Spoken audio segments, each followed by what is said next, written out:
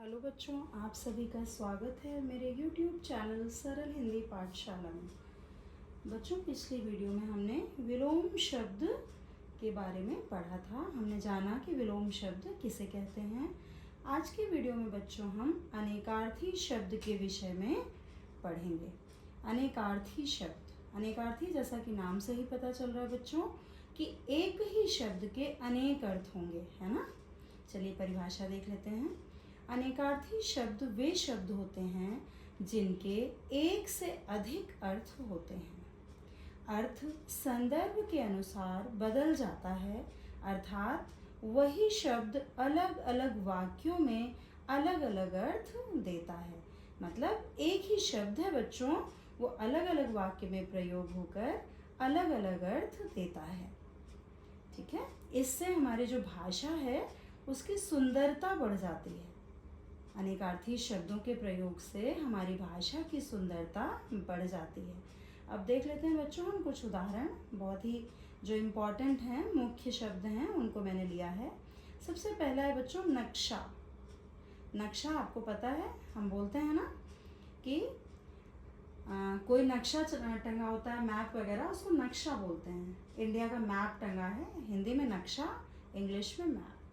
तो एक तो नक्शा का अर्थ क्या है? चित्र। कक्षा में नक्शा टंगा है। दूसरा अर्थ है बच्चों रूप। देखिए इसका प्रयोग देखिए। रूप मतलब सूरत कैसी है। हम बोलते हैं ना कई बार कई लोगों के लिए, उसका नक्शा बहुत अच्छा है, उसका जो सूरत है उसकी बहुत अच्छी है, मतलब उसका नक्शा बहुत अच्छा है। ठीक है, तो नक्शा का आपने दो देख लिया। एक है अर्थ चित्र और दूसरा है रूप या सूरत। ठीक है बच्चों, अगला देख लेते हैं हम, बहुत ही अच्छा सा है अक्षर। अक्षर का क्या मतलब है? कल हमने पढ़ा भी था बेटा, पिछली वीडियो में हमने पढ़ा भी था पर्यायवाची शब्द में कि अक्षर का था मतलब कि जो नष्ट ना हो, है ना। नष्ट नहीं होने वाला मतलब अमर। तो एक अक्षर का अर्थ क्या हो गया? अमर। और एक और अर्थ क्या हो गया? वर्ण। जो हम का, ख, घ आदि पढ़ते हैं उन्हें अक्षर बोलते हैं, क्योंकि उससे कम कुछ नहीं होता। क अपने आप में पूर्ण है, क आ मिला हुआ है, पूर्ण है। अगर ये हलंत लगेगा तो इसका आ निकल गया, लेकिन ऐसा क पूर्ण है, मतलब ये अक्षर है। ठीक है, इसका क्षय नहीं हुआ है, ये बिल्कुल अक्षर है, पूर्ण है। अगला है हमारा बच्चों अमर। अक्षर का दूसरा अर्थ है अमर। तो हम भगवान के लिए भी बोलते हैं भगवान अक्षर हैं, मतलब अमर हैं। ठीक है, साहित्यिक भाषा में कई जगह इसका प्रयोग करते हैं कवि लोग, लेखक लोग। अगला देख लेते हैं बच्चों रस। रस जो है उसका एक अर्थ है बच्चों स्वाद। जो हम स्वाद लेते हैं, कुछ खाते हैं तो हमें जो स्वाद आता है, जैसे कि आम का रस मीठा होता है। हम बोलते हैं ना आम का रस मीठा है, तो रस मतलब स्वाद। और दूसरा अर्थ है बच्चों काव्य का रस। जैसे हम बोलते हैं कि इस कविता में करुण रस है, वीर रस है आदि। ठीक है, जो दुख भरी कविता है उसमें करुण रस है, और जो बिल्कुल हमारे वीरों के बारे में बताई गई कविता है उसमें वीर रस है। अगला देख लेते हैं बच्चों पद। पद के दो अर्थ हैं, एक है स्थान, पदवी मिलती है जैसे, है ना, वो कहते हैं उसका बहुत बड़ा पद है ना, उसको बहुत उच्च पद मिला है। तो यहाँ हमने दिखा भी दिया आपको, उसे उच्च पद मिला, है ना। तो एक तो हो गया अर्थ पद का, स्थान या पदवी, और दूसरा चरण। चरण मतलब हमारे पैर, है ना। देख लेते हैं इसका एग्जाम्पल। राम के पद कमल के समान हैं। हम राम के, श्री राम के चरणों के बारे में कहते हैं, उनके पद कमल के समान हैं, है ना। अगला देख लेते हैं बच्चों अंश। अंश का क्या अर्थ है? पहला अर्थ है भाग और दूसरा अर्थ है किरण। जो सूरज की किरणें होती हैं ना, उनको भी अंश कहते हैं। ठीक है, तो उसको कण भी कहते हैं और किरण भी। तो भाग का अर्थ पहले देख लेते हैं बच्चों प्रयोग। उसने अपनी संपत्ति का अंश दिया, भाग दिया, उसको अपना भाग मिला, है ना। और किरण का देख लेते हैं, किरण या कण का उदाहरण सूरज का अंश बोलते हैं ना, सूरज का अंश या सूरज की किरण।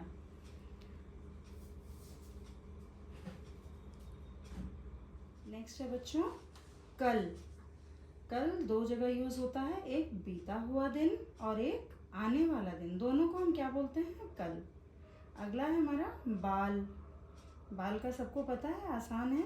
एक सिर के बाल होते हैं हमारे ना, सिर के केश, और एक जो छोटा नन्हा होता है हमारे घर का बालक, उसको भी बाल बोलते हैं। अगला है हमारा बच्चों अनल। अनल का मतलब पता है ना सभी को, अग्नि, और नेक्स्ट है सूर्य, दोनों ही अनल।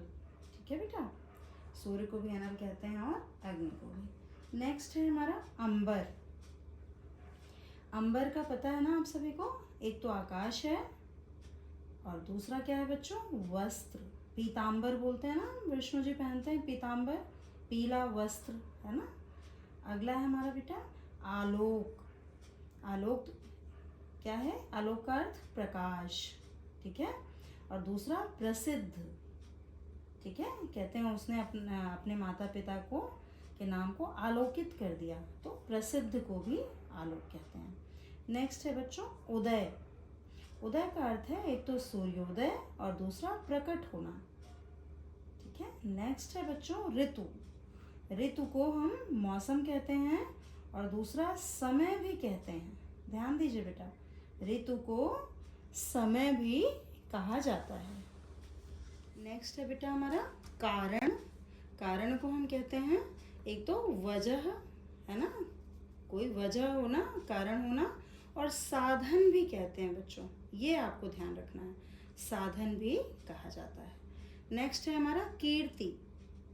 कीर्ति एक तो नाम किसी का हो सकता है कीर्ति, और दूसरा यश हमारा जो फैलता है, कहते हैं उसकी कीर्ति चारों ओर फैल गई तो यश। नेक्स्ट है हमारा बच्चों गुण, है ना। गुण एक तो गुणनफल होता है, जो मल्टीप्लिकेशन है हमारा, मल्टीप्लाई करते हैं, और दूसरा विशेषता। गुणनफल ये मल्टीप्लिकेशन वाला है। नेक्स्ट है बच्चों गुरु, है ना। गुरु है, गुरु को हम क्या बोलते हैं? और शिक्षक, और भारी भी बोलते हैं बेटा, भारी को भी गुरु कहा जाता है, बहुत गुरु है, भारी है। नेक्स्ट है हमारा फल।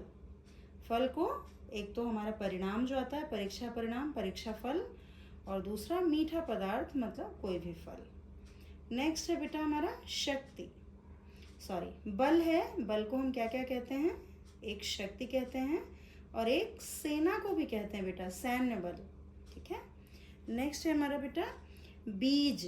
बीज को क्या क्या कहते हैं? अंकुर और कारण, है ना। कहते हैं इसका बीज यही है कारण, और अंकुर तो कहते ही हैं अंकुर होना, अंकुर प्रस्फुटित होना, है ना। नेक्स्ट है बेटा हमारा रूप। रूप का क्या है? सूरत और प्रकार, कितने रूप हैं उसके और उसकी सूरत कैसी है ना। नेक्स्ट है बेटा हमारा लेख। लेख को क्या क्या कहते हैं? एक तो हम निबंध कहते हैं लेख लिखो, और एक लेखन को भी लेख कहा जाता है। नेक्स्ट है हमारा सरस। सरस को क्या कहते हैं? मधुर और सुंदर, ठीक है।